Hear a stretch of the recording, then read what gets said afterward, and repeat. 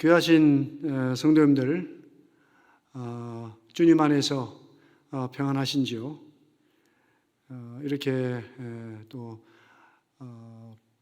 문안 인사 드리게 되어서 참으로 기쁘고 또 영광스럽게 생각합니다. 오늘은 추석을 맞이하면서 가장 귀한 선물과 풍성한 삶이라는 주제로 하나님 말씀을 함께 상고하고자 합니다. 먼저 기도드리겠습니다. 아버지 하나님, 감사합니다. 저희를 사랑하신 큰 사랑을 생각할 때 감사합니다. 저희에게 영생을 참 은혜로 베풀어 주셔서 이 세상 살아갈 때에 어떠한 어려움을 만난다 할지라도 그 모든 어려움 가운데에서도 하나님의 능력을 경험하면서 또 승리를 경험할 수 있도록 도와주셔서 감사합니다. 또 오늘도 이렇게 귀한 은혜의 시간을 허락하셔서 우리 귀한 성도님들과 함께 하나님 아버지 은혜의 말씀을 상고할 수 있는 기회를 주셔서 감사합니다. 이 시간을 통해서 하나님 아버지께서 하시고자 하는 말씀을 확실하게 나타내 주시고 또 영광을 받으시기를 의탁을 드립니다. 우리 주 예수 그리스도 이름으로 감사하며 기도드립니다. 아멘. 이 코로나로 인해서 또 여러 어려운 일들을 참 인해서 어려움이 정말 많으신 것 같습니다. 벌써 이제 기억에서 잊혀져 가는 것 같은데 8월에만 해도 여러 번 태풍이 오고 또 홍수 피해가 있고 많은 어려움들이 있었습니다. 또 계속해서 수개월 동안 이 코로나로 인해서 대면에서 이렇게 만나서 교제하기가 어려운, 또 대면에서 이제 함께 모여서 예배 드리기가 어려운 이런 그 어려운 상황 가운데 있습니다. 그럼에도 불구하고 또 어김없이 또 시간은 흘러서 추석 명절을 맞이하게 되었습니다. 오늘 이제 이미 이제 주제를 말씀을 드렸습니다만은 이 추석하면 이제 떠오르는 것이 풍성한 수확입니다. 또 풍성한 수확과 더불어 선물을 이제 많이 주고 받습니다. 저도 이제 어릴 때 추석 명절이 되면은 기다려졌던 것이 추석에 이제 부모님들에게 선물을 받죠. 특별히 새 옷을 이렇게 이제 선물로 받고 또 선물을 받고 잠을 못 이루고 또 입으면서 또 기뻐하고 이랬던 생각들이 있습니다. 추억이 있습니다.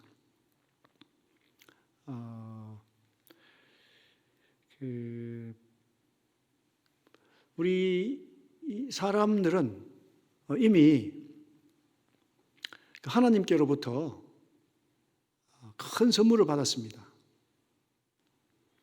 우리가 살아가는 동안에 참 이 선물을 받습니다마는 그러한 그 선물들은 또 시간이 지나면 또 잊혀지고 또 시간이 지나면 없어지고 그러한 선물들 통해서 받는 기쁨은 이제 순간인데 우리가 이제 하나님께서 주신 그 선물에 대해서 생각을 하지 못하는 경우가 많은 것 같습니다. 하나님의 선물은 영원합니다. 하나님의 선물은 우리의 필요에 꼭 맞는 이제 선물이죠. 먼저 이제 이 하나님의 선물을 말씀드리기 전에 이 코로나 시대에 있으면서 우리에게 일어나는 그 비극이 있습니다. 그 비극이 이제 뭐냐 하면 갑자기 가족 중에서 이제 코로나에 이제 감염이 되게 되고 코로나에 감염이 되면 또 격리 수용이 되게 되고 또 그렇게 이제 세상을 떠나게 되면 장례식에 함께 하지도 못하고 순식간에 가족과 이별하는 이런 일이 생기게 되는 것 같습니다. 우리가 이제 그냥 이제 이 세상에서 이제 생명을 잃고 이제 죽은 이후에 아무 일이 없다면 큰 문제가 이제 없겠죠. 그래서 성경에는 이 사람이 죽고 나면은 꼭 심판이 있다고 말씀을 합니다. 히브리서 이제 9장에서 그렇게 말씀을 하죠. 한 번 죽는 것은 사람에 정해진 것이고 그 외에는 심판이 있다고 말씀을 했습니다. 이 성경에는 두 가지 심판을 언급을 하고 있습니다. 먼저는 그 죄인들을 위한 심판이 있는데 요한계시록 20장에 기록이 되어 있습니다. 요한계시록 20장 11절부터 제가 읽어드리겠습니다. 요한계시록 20장 11절부터 15절입니다. 신약성경 420쪽인데 또 내가 크고 흰 보좌와 그 위에 앉으신 이를 보니 땅과 하늘이 그 앞에서 피하여 간 데 없더라. 또 내가 보니 죽은 자들이 큰 자나 작은 자나 그 보좌 앞에 서 있는데 책들이 펴 있고 또 다른 책이 펴졌으니 곧 생명책이라. 죽은 자들이 자기 행위를 따라 책들에 기록된 대로 심판을 받으니 바다가 그 가운데에서 죽은 자들을 내주고 또 사망과 음부도 그 가운데에서 죽은 자들을 내주매 각 사람이 자기 행위대로 심판을 받고 사망과 음부도 불못에 던져지니 이것은 둘째 사망 곧 불못이라. 누구든지 생명책 기록되지 못한 자는 불못에 던져지더라. 아멘. 여기 이제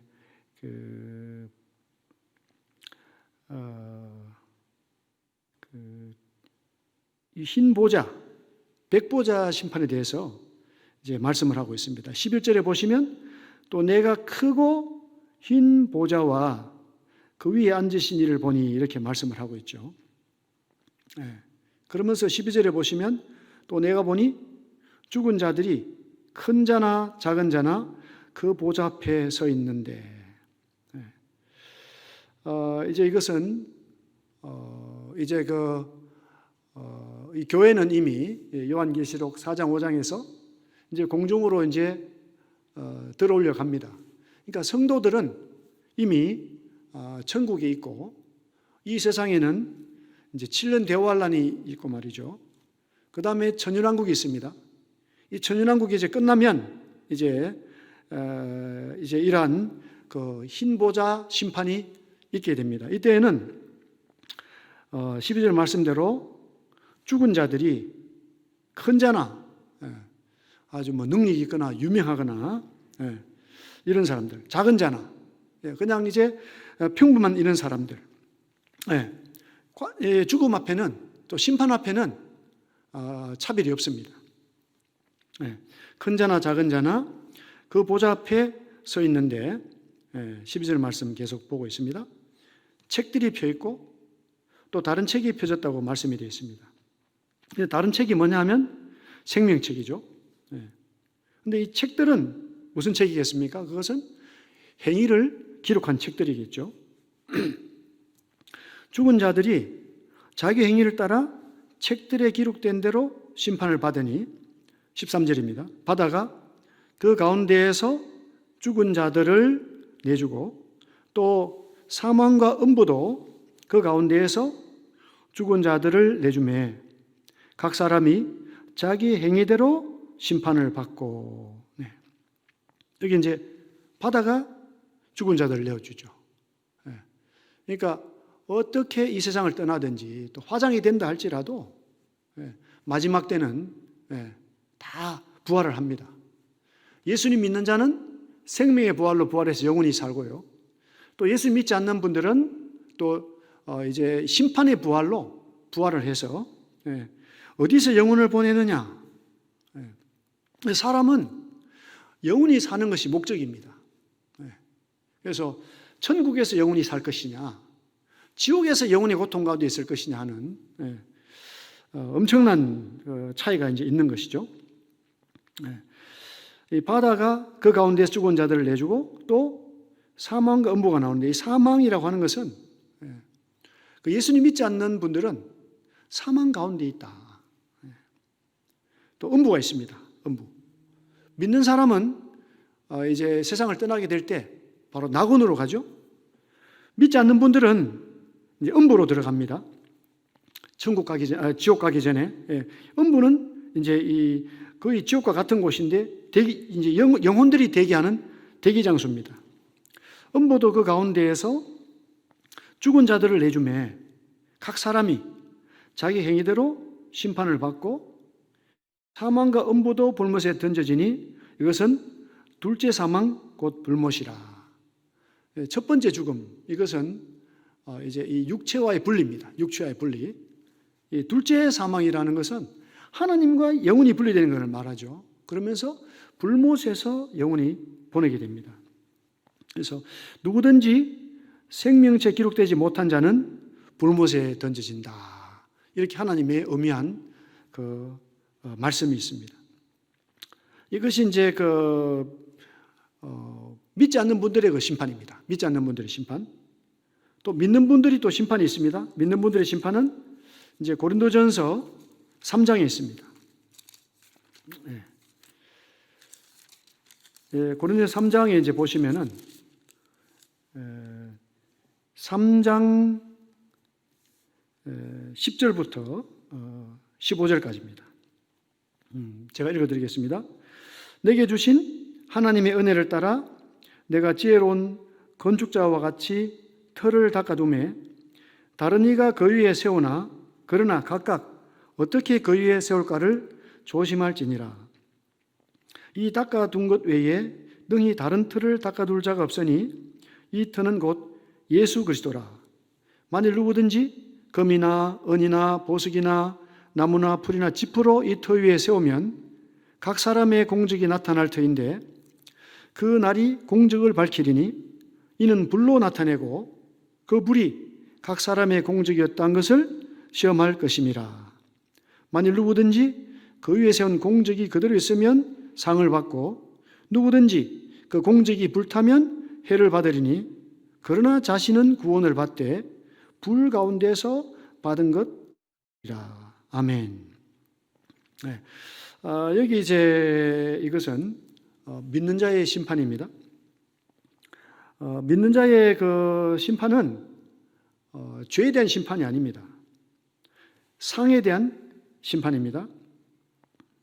여기 이제 이 3장 10절에 이제 보시면 사도 바울이 이렇게 이제 기록을 하고 이제 말씀을 전해주고 있습니다.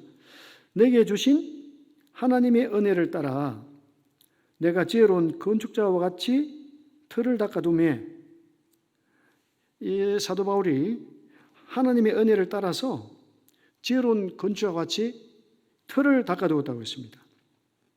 그래서 이 틀은 누구냐? 11절에 보니까 이 닦아둔 것 외에 능히 다른 틀을 닦아둘 자가 없으니 이 틀은 곧 예수 그리스도라 했습니다.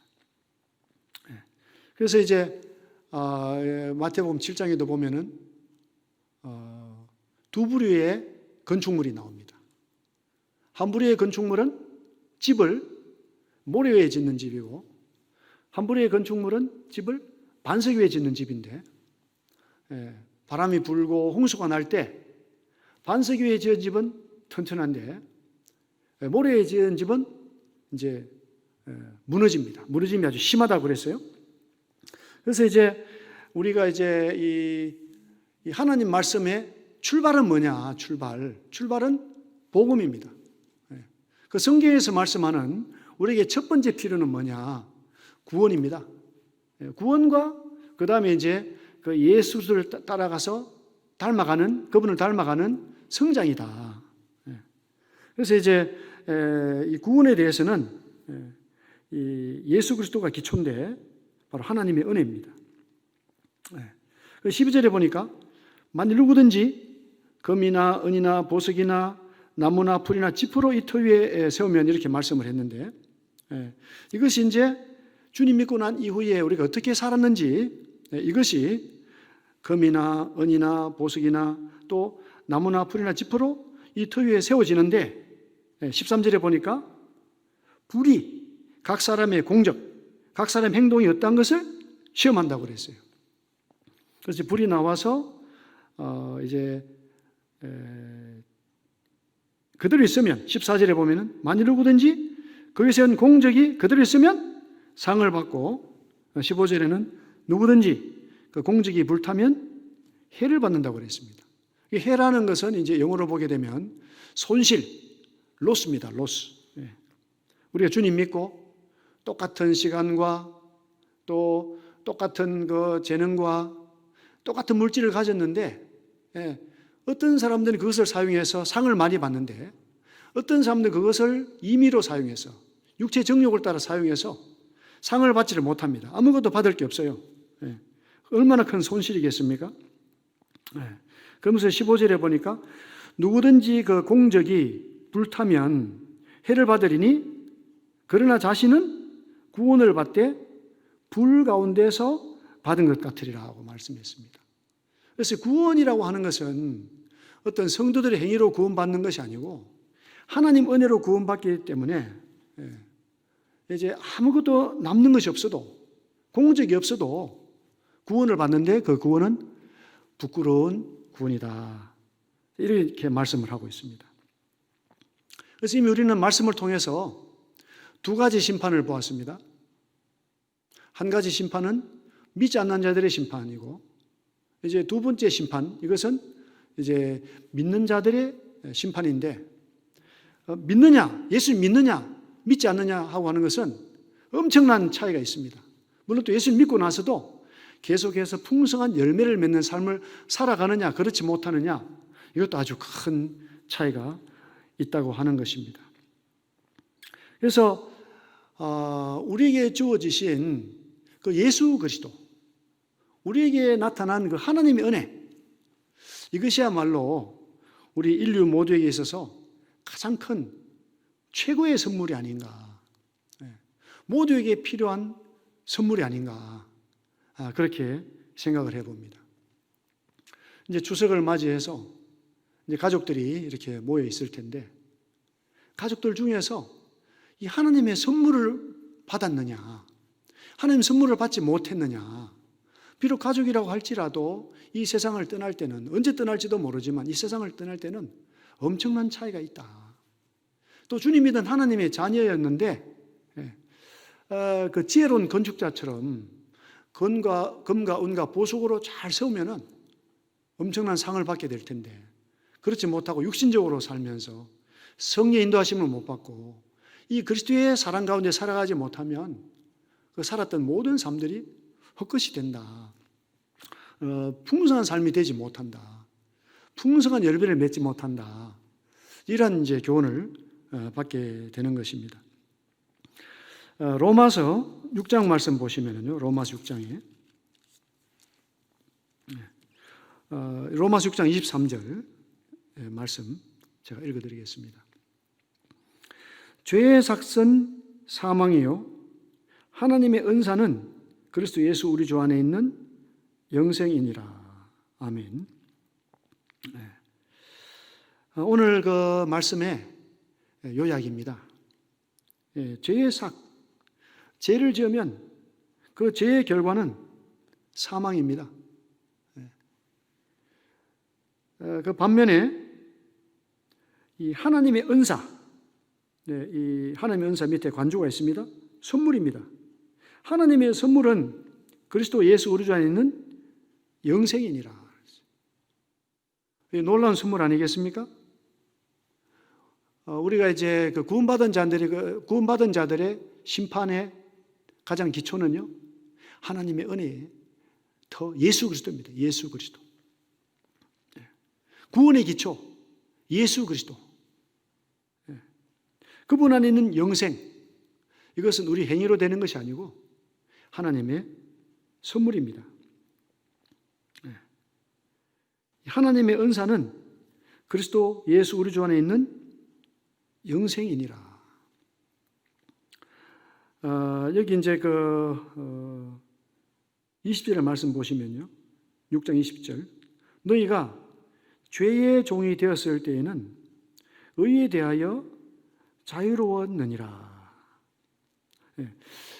이 죄의 종이라고 하는 것은 예수님 믿지 않은 상태죠. 또 예수님 믿었어도 또 죄의 종으로 살 수도 있습니다. 그럴 때는 의에 대한 자유하다. 의의 열매를 맺지 못합니다. 21절에 보시면 너희가 그때에 무슨 열매를 얻었느냐. 이제는 너희가 그 일을 부끄러워하나니 이는 그 마지막이 사망임이라. 여기서 말씀하는 사망은 두 가지 의미가 있습니다. 구원받지 못한 사람들이 그 영원한 사망의 열매일 수도 있고요. 구원받은 사람이라 할지라도 영적으로 죽은 것 같은 삶을 살 수가 있다. 구원받은 사람이라 할지라도 선물을 받았지만 풍성한 열매를 맺지 못하는, 의의 열매를 맺지 못하는 이러한 삶을 말씀하고 있습니다. 20절에 보시면 그러나 이제는 너희가 죄로부터 해방되고 하나님께 종이 되어 거룩함에 이르는 열매를 맺었으니 그 마지막은 영생이라. 이게 영생의 어떤 본질적으로 두 가지 의미가 있습니다. 하나님의 선물로 은혜를 깨닫고 영생을 얻었는데 더 풍성한 영생으로 나아가는 삶, 이런 삶이 열매를 맺는 삶이 되는 것입니다. 영생을 선물로 받았습니다. 그 선물을 더 누리면서 풍성한 열매를 맺는 이런 삶으로 이제 나아가야 되리라고 생각을 합니다. 22절에 다시 한 번 더 보시면은 이제 너희가 죄로부터 해방되어, 어떻게 죄로부터 해방이 되었습니까? 예수 그리스도께서 우리 죄를 위해서 대속제물이 되셔서 십자가에서 우리 죄를 다 지불하시고 부활하셔서 우리 의의 보증이 되신 이 사실입니다. 이 사실로 말미암아 죄로부터 해방되었습니다. 그리고 이제 우리는 하나님께 종이 되었습니다. 그러므로 거룩함에 이르는 열매를 맺게 되는 것입니다. 여기 이제 거룩함을 말씀을 했는데 하나님께서 우리를 부르심의 목적은 거룩함입니다. 근데 이제 그 거룩함의 본질은 무엇이겠습니까? 바로 이제 그 예수 그리스도의 사랑 안에 거하는 삶이다. 예수님께서 말씀을 하셨죠. 내 아버지는 농부고 나는 포도나무고 너희는 가지라고 그랬어요. 가지가 포도나무에 붙지 않으면 절로 열매를 맺을 수 없다. 이렇게 말씀하시면서 내 사랑 안에 거하라. 이렇게 말씀했어요. 내 사랑 안에 거하면 열매를 많이 맺는다. 그래서 예수 그리스도의 그 희생적인 사랑. 예수님께서 마지막에 제자들에게 본을 보이셨습니다.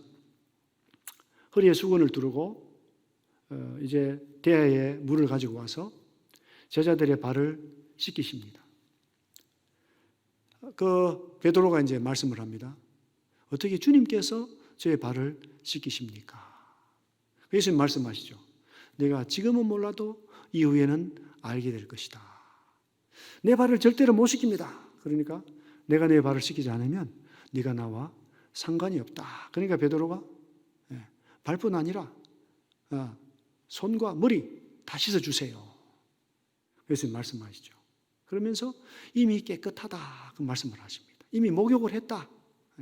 구원을 선물로 받았다. 이제 필요한 것은 발을 계속 씻어야 되는 것이다.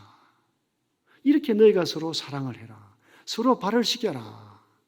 그런 모든 사람이 너희가 내 제자인 줄 알리라. 우리에게 선물로 죄로부터 깨끗하게 되는 선물을 주셨습니다. 이제 성장하기 위해서는 이제 그리스도의 사랑 안에 거해야 되겠죠.